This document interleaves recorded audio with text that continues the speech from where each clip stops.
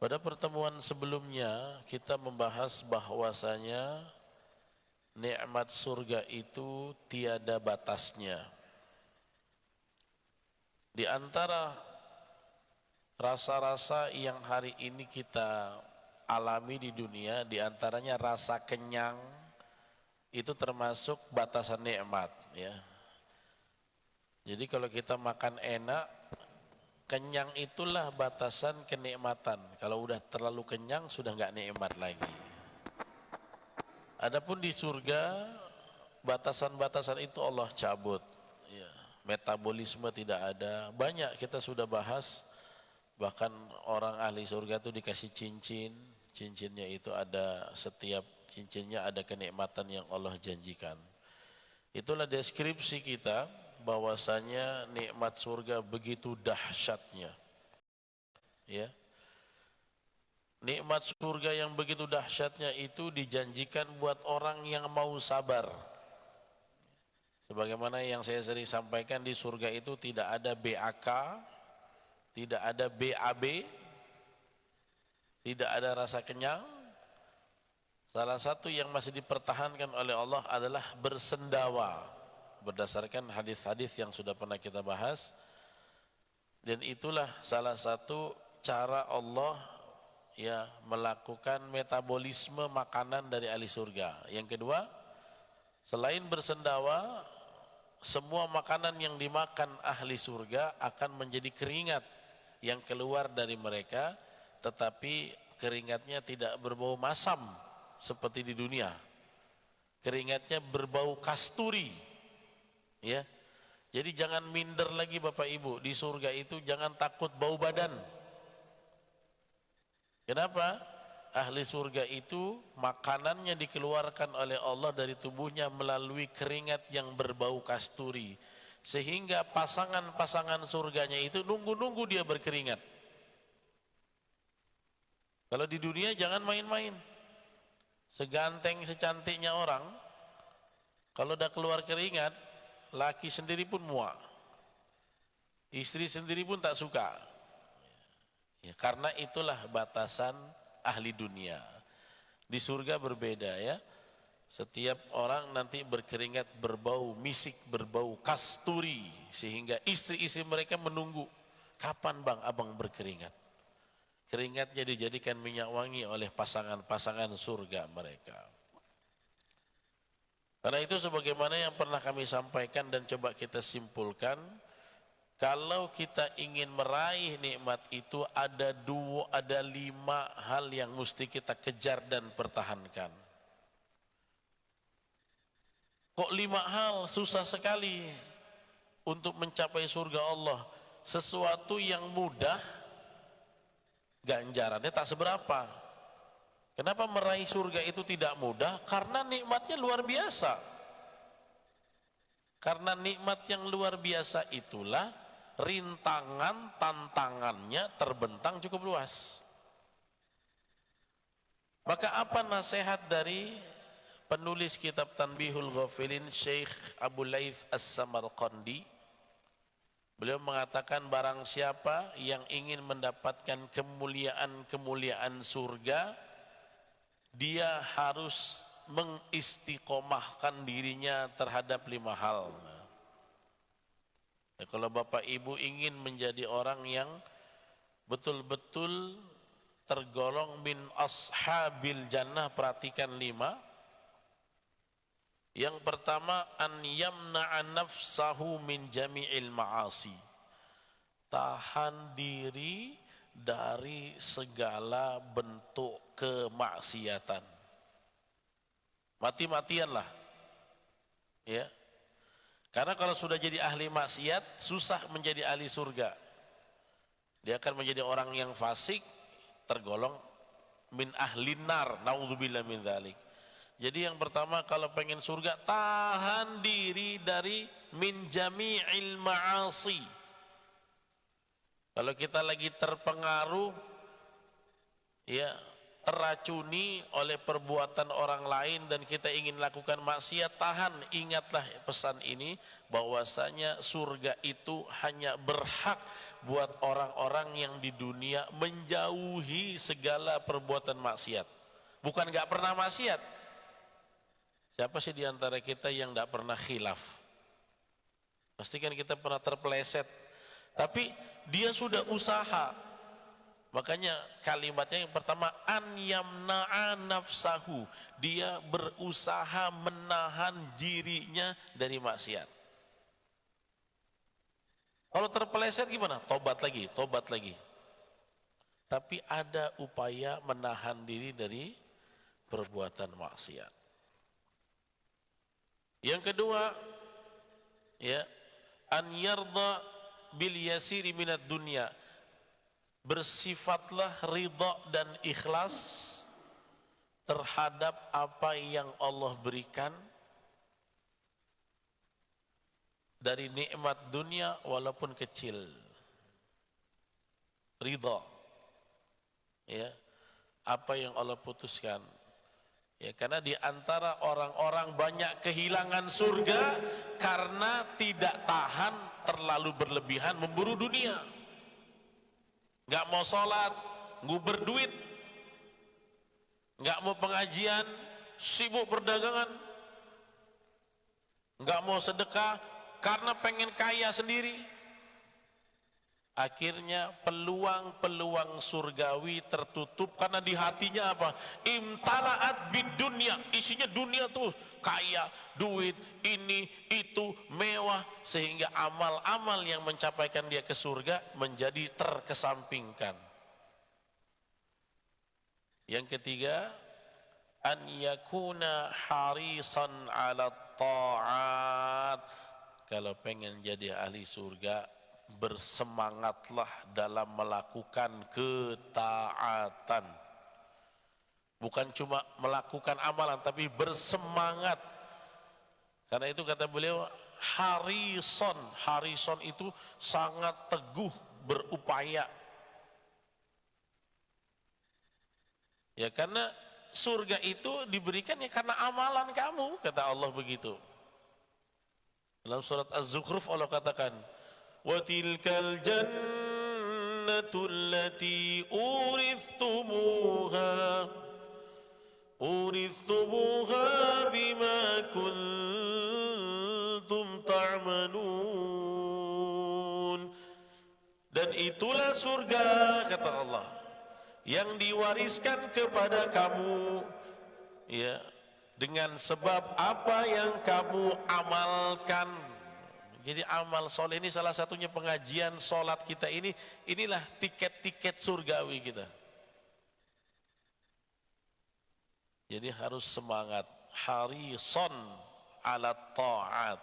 Kalau lagi malas, ingat apa yang kita bahas hari ini. Oh, nikmat surga, oh ini yang dijanjikan. Kadang-kadang rasa malas itu bisa terpatahkan dengan rangsangan itu, kecintaan terhadap surga. Siapa di antara kita yang gak pernah malas? Oh, kalau ustadz tuh gak pernah malas, kata siapa? Ya, syaitan itu kan menggoda semua kita. Kalau jamaah malasnya, aduh malaslah ikut pengajian. Kalau ustadz malasnya pergi ngajar, ya, sama-sama malas. Jangan pula bilang jadi ustadz udah bebas dari godaan malas. Wah, ini ustadz ajaib ini. Ya. Sama semua kita, Ibu. Tapi kadang-kadang rangsangan itu stimulan. Oh iya, namanya pengen diberikan kenikmatan, pengen dikasih buah-buahan yang dahan-dahannya itu tidak tinggi, pengen dikasih daging burung yang luar biasa nikmatnya. Pengen enggak ada beban lagi di surga, karena di surga itu enggak ada lagi beban ibadah ya Bapak Ibu. Ibadah enggak ada lagi, udah pensiun. Iya, dalam hadis qudsi sudah pernah kita bahas. Gara-garanya apa? Gara-garanya ahli surga dikasih nikmat sama Allah, dikasih nikmat, diselamatkan dari neraka. Kemudian Allah berfirman apa? Hal saddaqtukum wa'di. Hai ahli surga, bukankah aku sudah menepati janjiku padamu? Iya benar ya Allah, kau sudah masukkan kami ke sini. Nikmat, nikmat. Waladayal mazid, kata Allah apa? Di sisiku masih ada tambahan. Fas'aluni u'tikum. Minta, minta. Mau minta apa lagi kata Allah? Pasti kuberikan karena kamu sudah menjadi ahli surga. Disuruh minta lagi sama Allah. Apa yang kamu mau? Minta, minta, minta. Akhirnya itulah dikasih nikmat terakhir. Dibukanya hijab, mereka bisa melihat Allah dengan ala kaifakana, bagaimana caranya. Yang caranya tidak patut dipertanyakan oleh manusia. Karena Allah itu laisa kamitslihi syai'un, tidak ada sesuatu yang seperti Allah. Maka saat itu mereka sujud semua ahli surga ketika dikasih nikmat yang besar, bisa berjumpa Allah dengan ridhonya. Akhirnya mereka sujud, mereka bersujud, kata Allah apa? Irfa'u ru'usakum, wahai ahli surga, angkat kepala kalian, cukup, cukup. Kenapa? Laisa hadhihi min maudhi'in ibadah. Di surga bukan tempat ibadah lagi. Ibadahnya sudah nih di sini nih.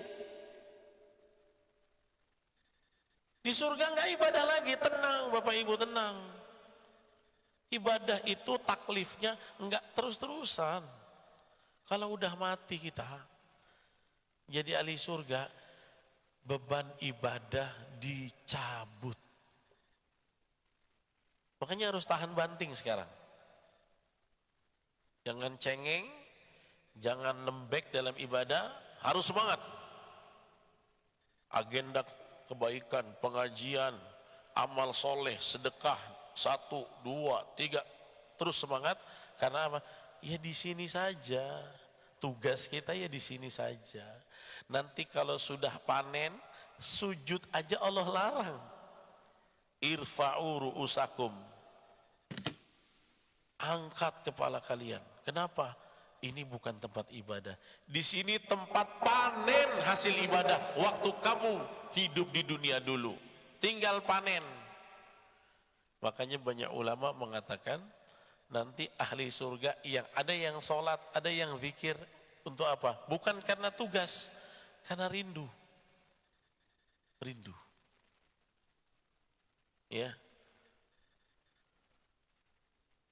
Jadi yang ketiga, bersemangatlah dalam melakukan ketaatan. Yang keempat, kalau pengen jadi ahli surga dan punya kuat ikatan yang kuat, an yuhibbas salihin wa ahlal khair wa yukhalituhum wa yujalisuhum. Cintai orang-orang soleh, orang-orang yang berbuat baik, orang-orang yang mau hijrah jadi orang baik. Pokoknya komunitas teman yang baik-baik. Sukai mereka dan bercampur sama mereka. Tuh. Duduk sama mereka. Orang-orang yang bertobat, berbuat baik, amal soleh. Cintai mereka dan duduk sama mereka. Niscaya kamu akan terbawa-bawa terus. Ya, itu yang keempat. Yang kelima, perbanyaklah doa. Perbanyaklah doa, ya.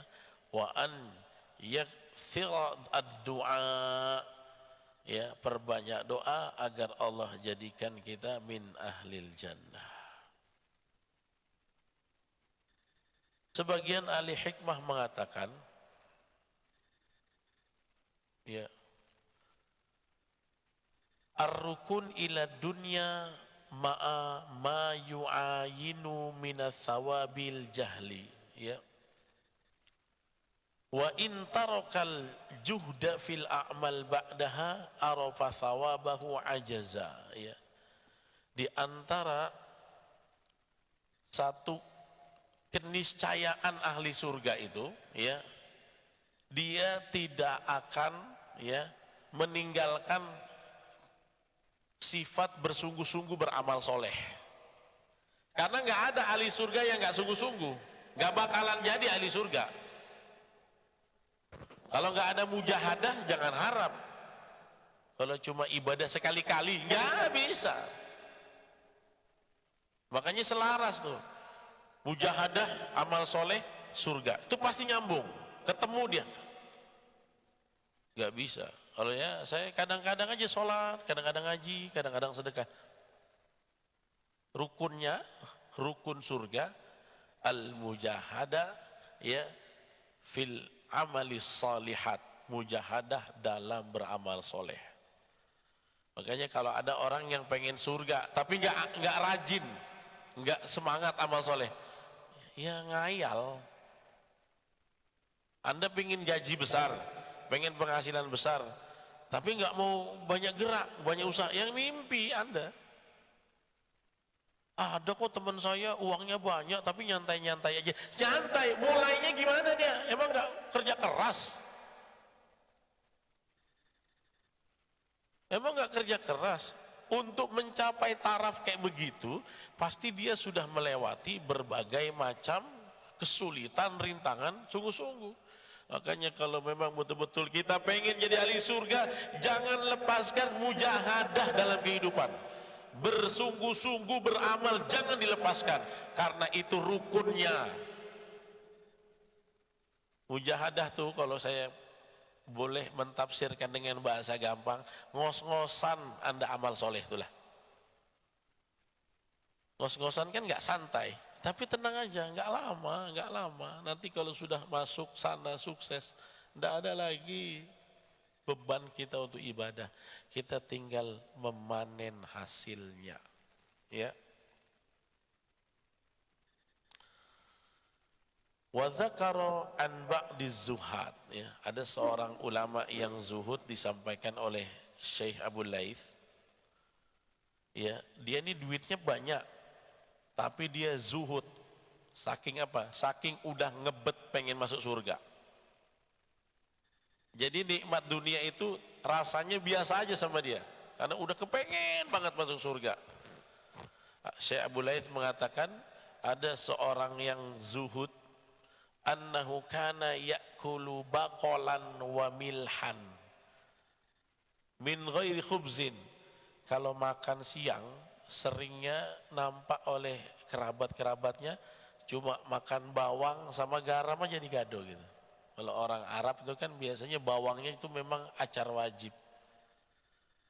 Terus teman-temannya kalau makan dengan roti, Pak. Kalau di orang sana roti gandum ya, kalau kita nasi ya. Ya, kemudian ditanya, faqala lahu rajul, i'tasarta ala hadza, kok kamu makannya ringkes dan dikit amat sih wahai Syekh? Kok makannya ringkes banget, dikit banget, kenapa sih? Gak lihat nih kami makan semangat.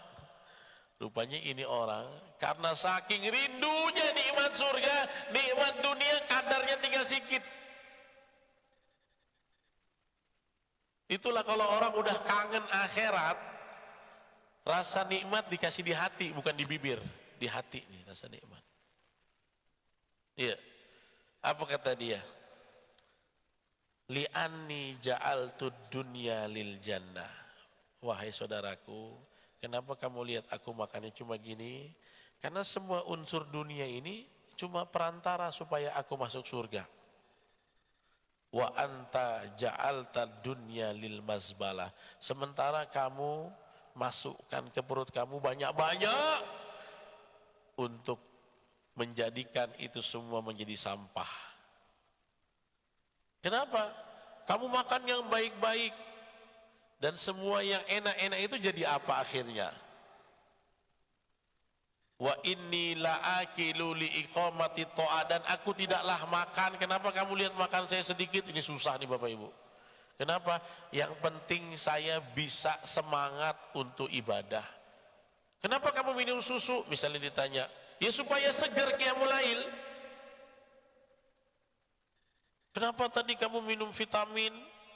Supaya saya semangat waktu baca Quran dan sebagainya. Jadi semua unsur Dunianya memang dijadikan alat untuk membuat dia masuk ke dalam surga. Karena itu Bapak Ibu, dunia ini Allah bentangkan buat kita, silakan nikmati. Nikmatilah. Mau banyak, mau mewah, selama dipakai dalam ketaatan boleh-boleh aja. Tapi jangan sampai lupa tujuan, itu aja. Gara-gara ngumber dunia, pengajian tidak bisa datang. Sholat di masjid udah lupa. Jangan. Ustadz, boleh nggak saya punya rumah yang besar? Boleh. Rumah bikin yang besar.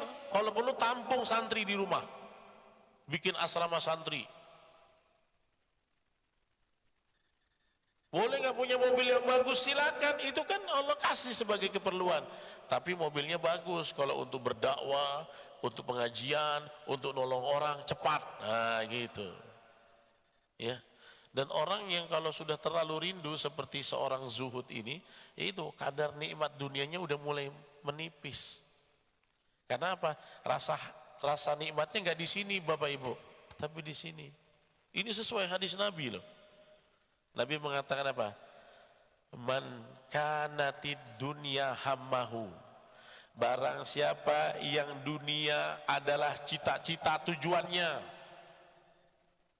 Ini orang ngubernya dunia, bangun tidur dunia, mau tidur ingat dunia. Lain kalau yang tadi, surga, surga, surga, nikmat surga. Nah, kalau ada orang yang dunia terus nguplak-nguplak di otaknya dunia, ya. Apa kata Nabi? Farraqallahu alaihi amrahu. Allah cerai beraikan urusannya. Wa ja'ala faqrahu baina ainaihi, dijadikan kefakiran di depan matanya tuh. Karena apa? Tujuannya dunia terus. Wa ma ya'tihi minad dunya illa ma kutiba lahu.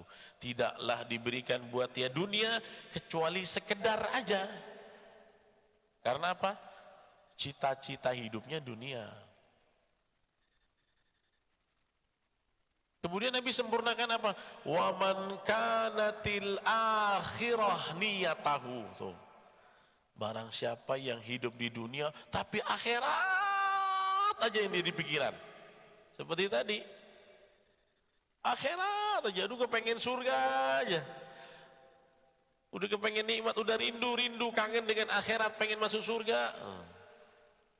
Barang siapa yang orientasinya masih di dunia udah mikirin di sana, ya, jama'allahu lahu amrahu, Allah akan gabungkan urusannya jadi mudah. Wa ja'ala ginahu fi qalbihi, Allah jadikan rasa kaya di hatinya tuh. Karena apa? Akhirat, surga. Ininya dikasih kaya nih. Makanya kaya enak bukan cuma di sini dan di sini, di mata, di mulut, tapi di hati. Dan belum habis kata Nabi. Ya, wa atathu minad dunya wa hiya raghibah. Karena dia orientasi akhiratnya lebih kental dari dunianya, maka Allah jadikan dunia datang di depan kakinya dalam keadaan hina. Jadi Allah tundukkan dunianya buat dia. Ini hadis Nabi sallallahu alaihi wasallam. Satu hari kita lanjutkan, ada kisah seorang soleh bernama Ibrahim bin Adham. Sering dengar ya, tokoh-tokoh tasawuf yang luar biasa.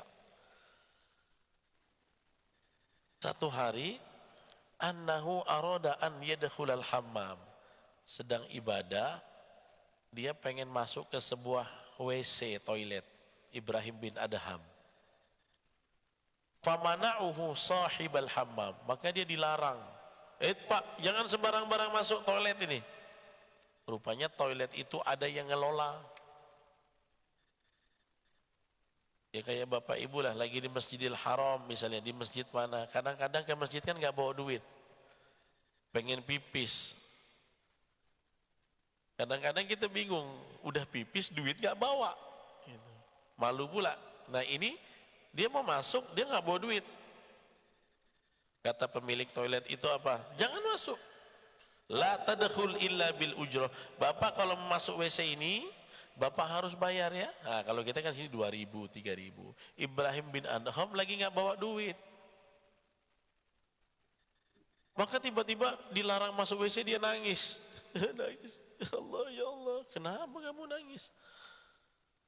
Kemudian dia mengatakan, ya Allah, la yu'adzin li an adkhula baitas syayatin majjanan. Ya Allah, kalau di dunia aja aku mau masuk rumahnya setan. Toilet kan tempatnya setan. Aku nggak bisa masuk gratis. Padahal itu tempat buang sampah di situ. Saya nggak bisa masuk gratis. Fakaifali bidukhuli baitil bani nabiyyin wasidikin. Terus gimana nanti kalau aku mau masuk surga? Bagaimana aku bisa masuk surga dengan begitu saja gratis, tanpa amalan, tanpa semangat, tanpa mujahadah? Kalau di dunia mau masuk rumah setan aja mesti bayar. Apalagi nanti di akhirat aku masuk surga, nggak mungkin bisa begitu saja. Pasti ada bayarannya, bayarannya surga, amalan. Dia langsung mikir, ya Allah, mau masuk rumah setan aja gue susah. Perjuangan, butuh duit, ke toilet umum. Apalagi mau masuk surga, ya Allah, modal saya cukup nggak nih? Nangis Ibrahim bin Adham, gara-gara nggak boleh masuk WC. Kalau kita nangisnya bukan itu, karena udah ngompol duluan, ya, udah ngompol duluan.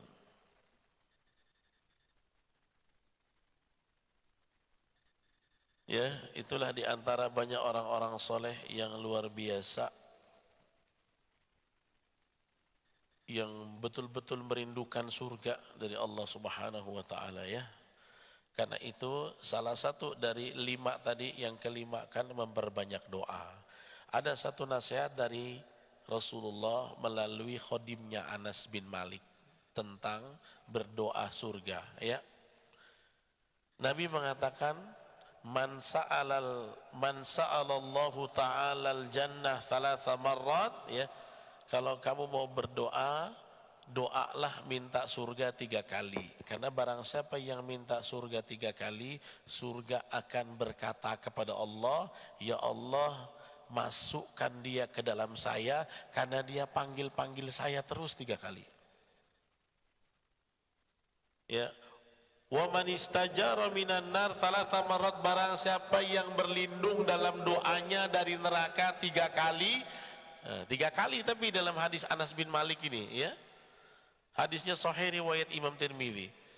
Kalau dia ingin meminta perlindungan dari neraka 3 kali, maka neraka akan mengatakan, ya Allah, ya Rabb, ab'idhu anni, jauhkan si fulan dariku. Kenapa?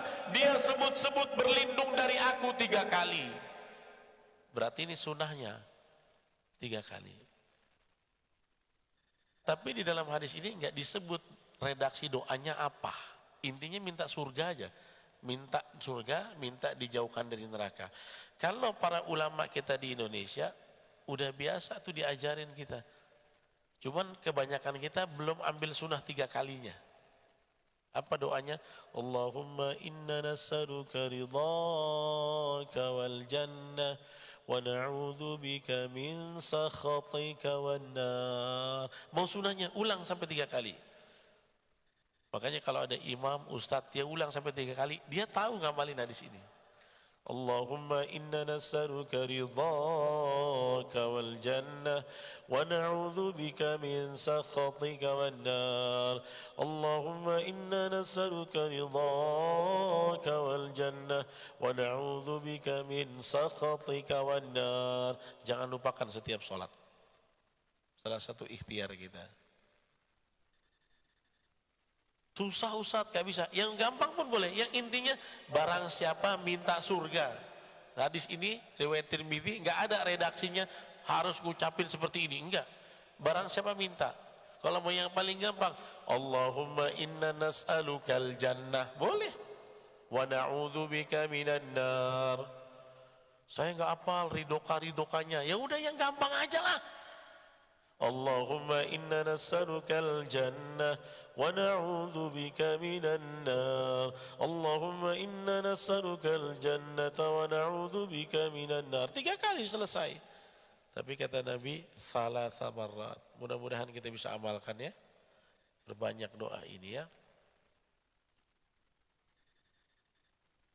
Kemudian Bapak Ibu jemaah sekalian, sebuah riwayat dari Anas bin Malik bahwasanya di surga itu nanti ada disediakan pasar, tapi pasarnya bukan jual beli karena nggak nyari untung lagi di sana. Mau ngapain jualan?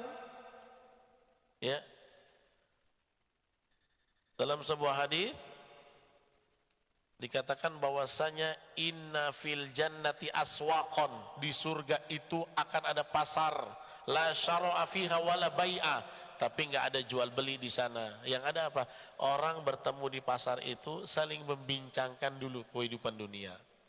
Ada yang bilang, engkau orang miskin, kau masuk surga kenapa? Karena sabarlah. Ya ada orang kaya, mereka reuni, kenapa kau masuk surga? Sedekah dia. Jadi di surga tuh nggak mesti orang kaya sedekah, ada orang miskin yang sabar. Ya kita punya dimensi masing-masing, Ibu. Ada yang ditanya, fulan kenapa? Rajin ibadahnya. Iya. Kemudian kadang-kadang mereka ngobrol, kaifa fuqaraihim. Dulu waktu di dunia aku dikasih miskin, aku sabar tetap beramal soleh, masuk ke sini. Kalau boleh balik lagi, ya Allah kasih lebih miskin lagi. Kenapa? Karena dia tahu sabarnya setiap jengkal itu menentukan surganya yang mana. Kalau boleh Allah balikin aku lebih miskin lagi, supaya aku lebih sabar lagi, supaya surgaku lebih tinggi dari hari ini gitu. Ada yang kaya minta balik lagi.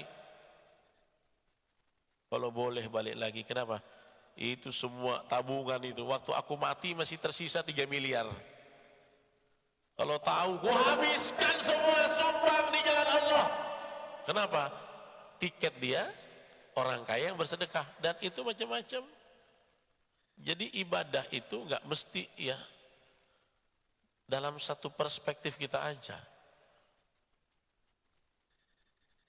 Jangan kita kira ketika aduh kita susah duit, saya nggak bisa bersedekah, saya nggak bisa punya pahala seperti dia. Enggak, pahala kita ya tergantung takdir, keridhaan kita terhadap takdir yang Allah tentukan sama kita.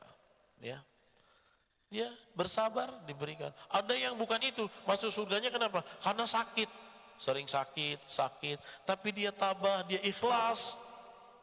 Kan ada nabi aja yang ada dikasih mukjizatnya sabar terhadap sakit. Nabi Ayub kan sakit masalahnya, Nabi Ayub sampai koreng-koreng badannya. Ya. Dan yang terakhir tentang bab ini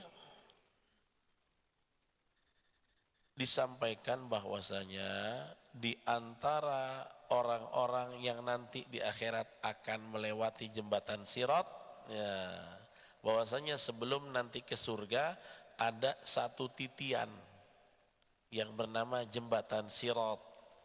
Ya, beliau mengatakan sanad yang beliau sampaikan ini thiqah, terpercaya. Ya, apa?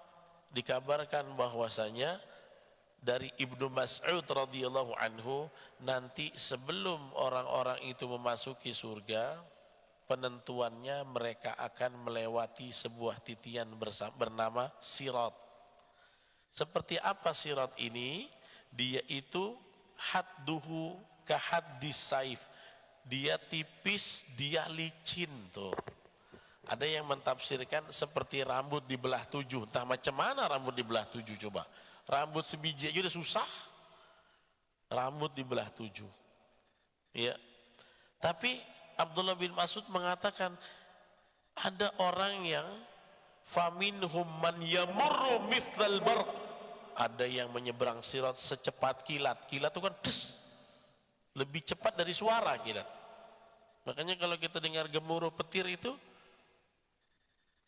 cahayanya dulu atau suara dulu?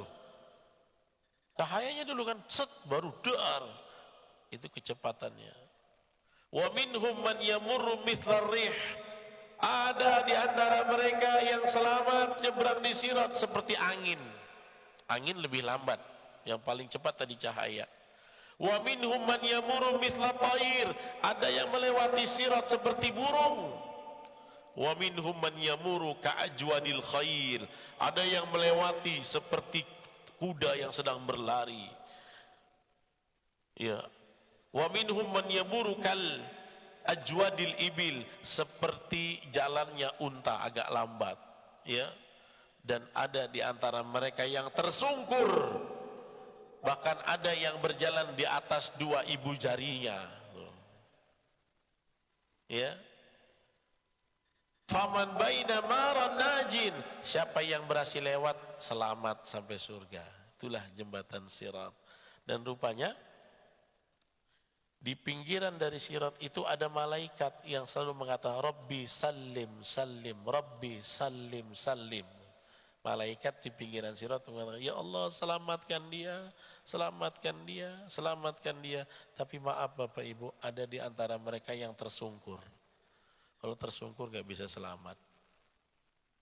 Siapa? Min ahlil maksiyah. Orang yang ahli maksiat. Kalau orang kafir gak usah ditanya lagi. Dia gak nyampe ke sirat itu, susah. Gak bakal sampai. Dihisap aja udah habis dia. Ya.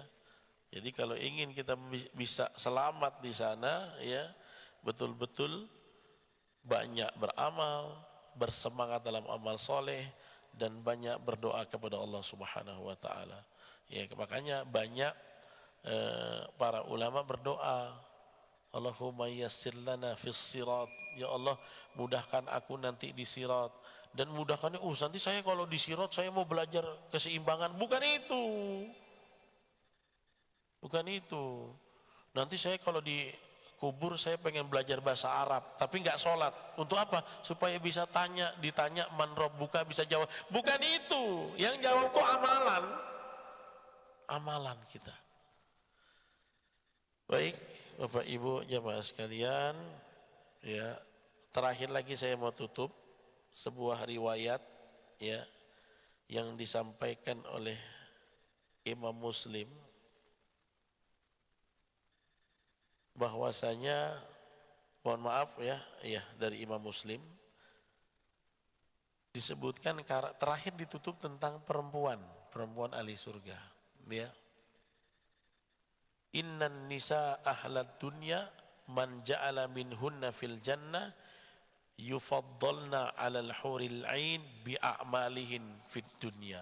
Sesungguhnya para wanita ahli surga, ya, kalau mereka sudah dijadikan ahli surga, mereka akan diunggulkan secara kecantikannya dari semua bidadari surga.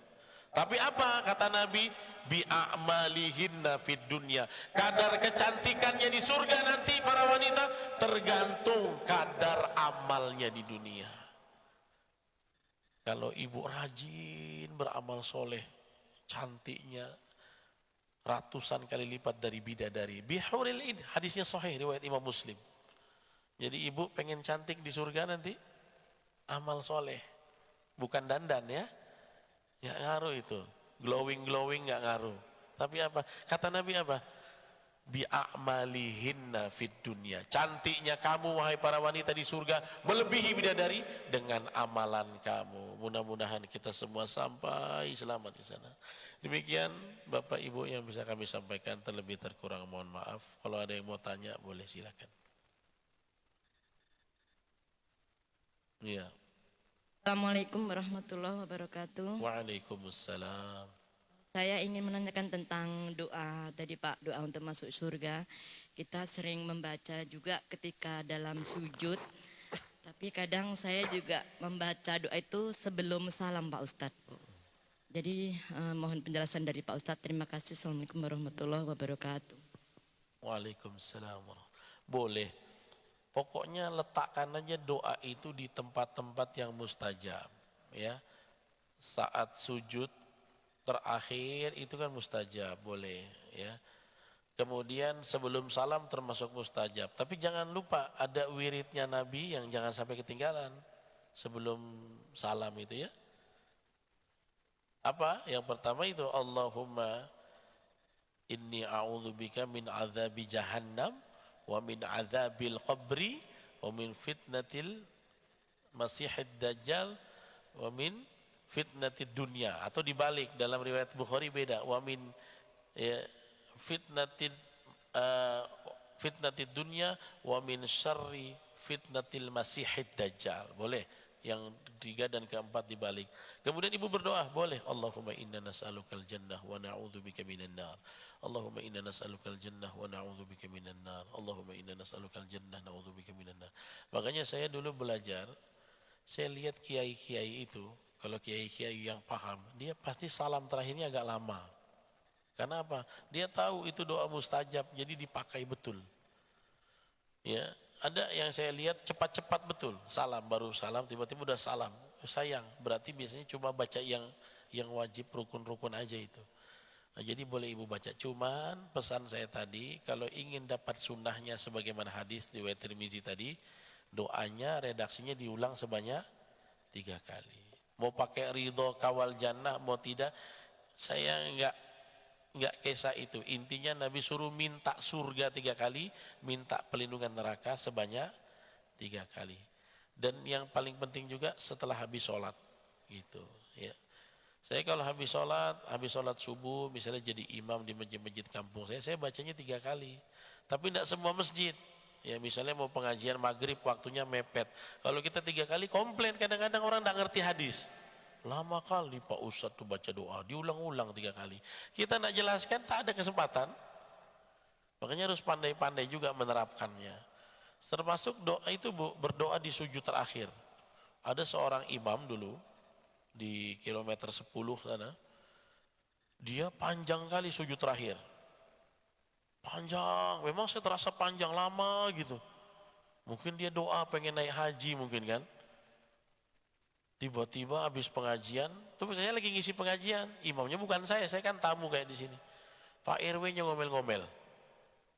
Pak Ustadz, tolong bilanglah sama imam kita. Kenapa? Aku itu darah tinggi katanya. Mana bisa aku lama-lama sujud Pak, sakit pening kepala tuh. Kalau pengen ambil sunnah tuh janganlah di tempat umum, betul juga kata dia kan. Kalau pengen lama waktu tahajud, 1 jam kau sujud pun tak apa-apa. Pak RW bilang itu kan imam bapak, kok saya yang bilang saya itu tamu, tak mungkin aku nasihatin. Dia sebagai RW bolehlah sharing-sharing sama imam, itu kejadiannya. Ya makanya memang harus pandai-pandai. Ya, saya sendiri kalau berdoa sendiri mungkin lebih banyak karena kita punya permintaan kan, punya hajat pribadi. Tapi kalau lagi jadi imam di masyarakat, ya singkat-singkat aja lah. Yang penting masyarakat tahu, faham ya. Jadi kalau ibu tadi mau di sujudnya berdoa, di salamnya berdoa, silakan. Apalagi di sholat-sholat sunnah sendiri. Tapi kalau saya praktekkan jadi imam, wah, lama Pak Ustadz sujud, pasti dosanya banyak nih katanya. Nah, seperti itu ya. Ada lagi pertanyaan? Silakan. Udah ya. Baik Bapak Ibu sekalian. Mudah-mudahan Allah Subhanahu wa taala memberikan kita taufik beramal soleh sampai mati bisa masuk surga Allah. A'udzubillahi minasyaitonir rajim. Bismillahirrahmanirrahim. Alhamdulillahi rabbil alamin. Hamdan yuwafi ni'amahu wa yukafi'u mazidah. Ya Rabbana lakal hamdu kama yanbaghi li jalali wajhika al-karim wa li 'azimi sultanik. Allahumma salli ala sayyidina Muhammad wa ala ali sayyidina Muhammad. Allahumma ati nufusana taqwaha wa zakkiha anta khairu man zakkaha anta waliyuha wa maulaha. Allahumma inna nas'aluka al-jannah wa na'udzu bika minan nar. Allahumma inna nas'aluka al-jannata wa na'udzu bika minan nar. Allahumma inna nas'aluka al-jannata wa na'udzu bika minan nar.